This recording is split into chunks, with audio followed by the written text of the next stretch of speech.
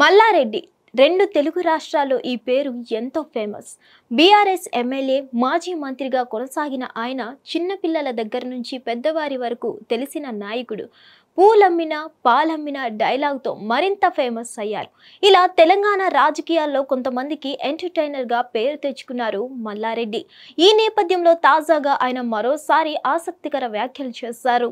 తెలంగాణలో కాంగ్రెస్ పార్టీ అధికారంలోకి వచ్చినప్పటి నుంచి బీఆర్ఎస్ నేతలు వరుసగా ఆ పార్టీని వీడుతున్నారు. ఇందులో భాగంగా బీఆర్ఎస్ గుర్తుపై గెలిచిన ఎమ్మెల్యేలు, ఎమ్మెల్సీలు, మాజీలు ఇలా వారు వీరు అనే తేడా లేకుండా కారు దిగి చెయ్యి అందుకుంటున్నారు.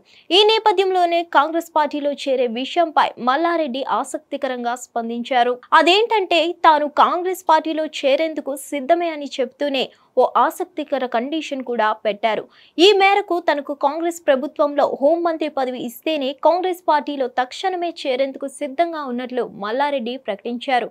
అయితే ఈ కండిషన్ కు సీఎం రేవంత్ రెడ్డి ఒప్పుకుంటారంటారా అంటూ ఎదురైన ప్రశ్నకు కూడా మల్లారెడ్డి స్పందించారు. 100% సీఎం రేవంత్ రెడ్డి తనను కాంగ్రెస్ పార్టీలోకి రానివ్వడానికి కుండ బద్దలు కొట్టారు మల్లారెడ్డి. ఈ క్రమంలో తనను కాంగ్రెస్ పార్టీలో చేర్చుకునేలా మధ్యవర్తిత్వం చేయాలంటూ జర్నలిస్టులను కోరడం గమనార్హం.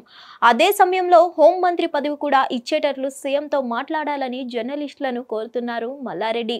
అదలా ఉండగా మూడోసారి కూడా తెలంగాణలో బీఆర్ఎస్ గెలిచి ఉంటే తన లెక్క వేరేగా ఉండేదన్నట్లుగా మొదలుపెట్టిన మల్లారెడ్డి అదే జరిగి ఉంటే తాను ఖచ్చితంగా హోంమంత్రి అవుతుండేవాడినని చెప్పుకొచ్చారు. అంతేకాకుండా ఏడాదికి 4 సినిమాలు తీస్తూ ఓ కొత్త శాటిలైట్ ఛానల్ కూడా పెట్టేవాడినని మల్లారెడ్డి ఆసక్తికర వ్యాఖ్యలు చేశారు. మరిన్ని అప్డేట్స్ కోసం stay tune to hit TV. Hit TV app ని డౌన్లోడ్ చేసుకోండి. ఇందులో short news, live news, entertainment movies అన్ని అవైలబుల్ గా ఉన్నాయి. Please download Hit TV app. Hit TV app hit TV app ని ఫ్రీగా డౌన్లోడ్ చేసుకోండి.